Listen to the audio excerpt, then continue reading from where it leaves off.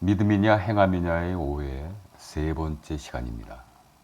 오늘의 주제 성구는 창세기 15장 6절입니다. 아브라함이 여호와를 믿으니 여호와께서 이를 그의 의로 여기시고. 영문 성경을 옮겨봅니다. 그리고 아브라함은 주님 안에서 믿었습니다. 그래서 그분께서 그것을 아브라함에게 의로움으로 간주하셨습니다.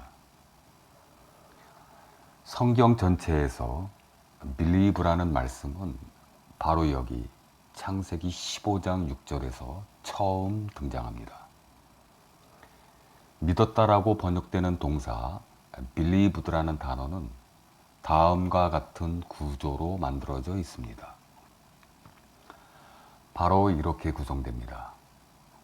believed, 비동사, 그리고 lived, 살다, 살았다, 살아있다, 사라지다, 살게 되어지다. 어디에서? In the Lord, 여호와 안에서, 주님 안에서, 예수님 안에서. 영문 번역본의 의미를 더하여 묵상해 봅니다. 그리고 아브라함이 여호와 안에서 살게 되어지니 그분께서 그것을 아브라함에게 의로움으로 간주하셨습니다. 여호와를 믿었다라는 말은 곧 여호와의 의지에 의하여 그분 안에서 살게 되었다라는 의미입니다. 또한 여호와 안에서 살게 되었다라는 것은 여호와께서 나를 품으셨다는 의미이자 여호와께서 내 안에 들어오셔서 사시는 것입니다. 오직 내 안에 그리스도께서 사시는 것이라. 갈라디아 2장 20절. 이것이 믿었다입니다. 그리고 믿음입니다. 내가 믿음을 갖게 되기 전에 먼저 나에게 오신 하나님 안에서 살게 되어진 사람들이 하나님께서 주신 믿음을 먹고 살게 되어지는 것입니다. 이러한 사람들에 대하여 로마서에서 더 자세히 말씀하십니다. 로마서 8장 30절.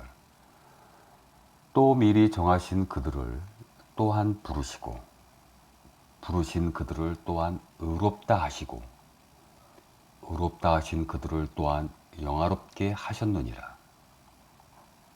여러분, 의롭다고 하시기 전에 무엇이 있습니까? 하나님께서 먼저 정하시고 부르심이 있습니다. 그리고 하나님의 울타리 안에서 살도록 만드시는 겁니다.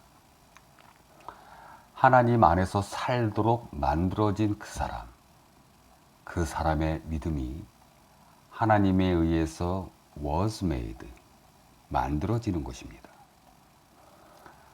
더 엄밀히 말씀드리자면 하나님의 시간 속에서는 이미 아브라함을 영화롭게 하셨기에 그를 의롭다 하신 것이고 부르신 것이며 택하신 것입니다. 이것이 믿었다라고 번역된 believed 속에 감추어진 하나님께서 먼저 역사하신 행하심들이며 하나님께서 하시는 일들이십니다. 아브라함이 먼저 의지적으로 믿고 아브라함이 행한 일들 때문에 하나님께서 그를 정하시고 부르시고 의롭다 하신 것이 아닙니다. 만일 그랬다면 아브라함도 자랑할 것이 많았을 것입니다. 그래서 성경도 만일 아브라함이 행위로서 의롭다 하심을 받았으면 자랑할 것이 있으려니와 하나님 앞에서는 없느니라. 로마서 4장 2절. 행위에서 난 것이 아니니 이는 누구든지 자랑하지 못하게 함이라. 에베소서 2장 9절. 한 가지 예를 들어봅니다. 한 사업가가 있고 그가 거래하는 은행이 있습니다. 사업가는 은행을 전적으로 믿고 신뢰합니다. 그러나 은행이 그를 믿지 못한다면 그는 어떻게 되겠습니까? 은행을 믿는 그의 믿음이 무슨 소용이 있겠습니까? 그래서 요한복음서에서도 이러한 예를 말씀하십니다. 요한복음 2장 23절. 6월절에 예수께서 예루살렘에 계시니 많은 사람이 그의 행하시는 표적을 보고 그의 이름을 믿었으나 24절. 예수는 그의 몸을 그들에게 의탁하지 아니하셨으니 이는 친히 모든 사람을 아심이요. 24절만 영문 성경을 옮겨봅니다. 그러나 예수님께서는 그들에게 자신을 허락하지 않으셨습니다. 그 까닭은 그분께서 모든 사람들을 아셨기 때문입니다. 이와 같이 많은 사람이 예수님을 믿었지만 예수님께서 자신을 그들에게 허락하지 않으신다면 그들의 믿음이 무슨 소용이 있습니까? 헛것일 뿐입니다.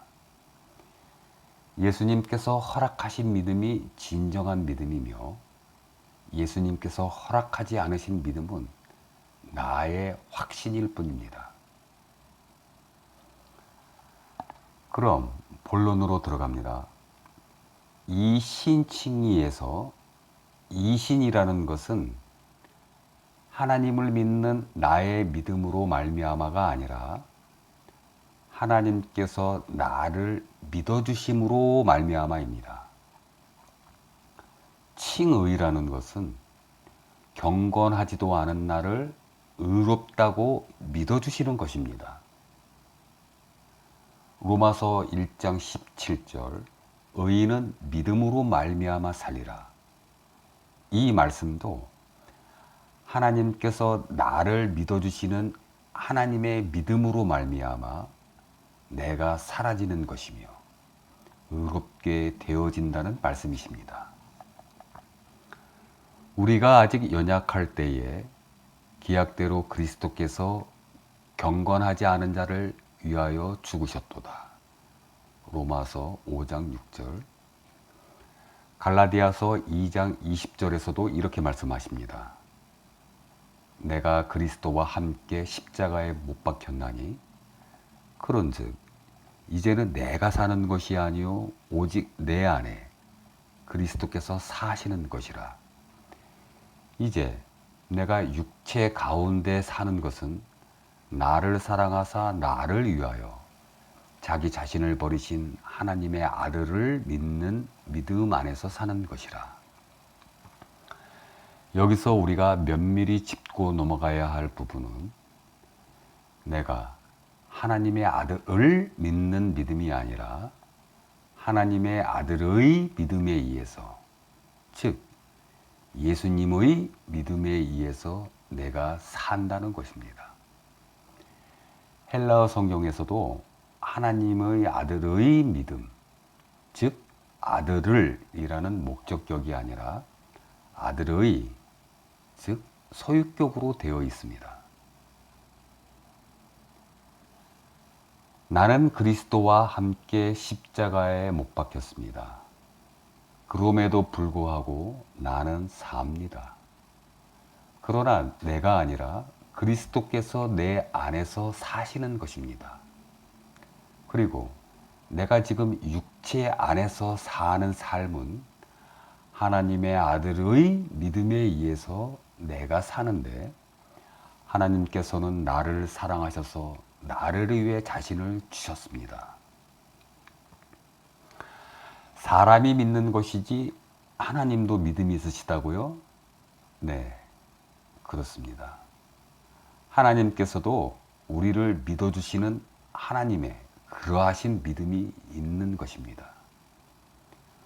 우리 크리스천은 바로 하나님의 그 믿음을 먹고 사는 것입니다. 우리의 부모님들도 자식들에게 나는 너를 믿는다, 나눠 믿는다 말씀하시며 믿음을 보내어 그들이 훌륭히 성장하기를 바라지 않습니까? 이렇게 말씀드리니 믿음 안에서는 나라는 존재는 없어집니다.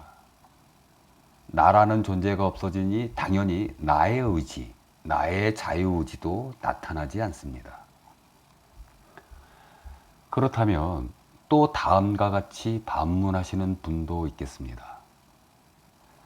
자유의지도 없는 인간이 무슨 존재 가치가 있단 말인가? 하와가 자유의지를 발동하여 선악과를 따먹고 인간이 원죄를 짊어지게 되었다고 배웠는데 그럼 그 자유의지는 무엇이란 말인가? 그래서 믿음이냐 행함이냐 네 번째 시간에서는 자유의지 어떻게 이해해야 하는가? 창세기 3장 6절과 자유의지로 찾아뵙겠습니다. 감사합니다.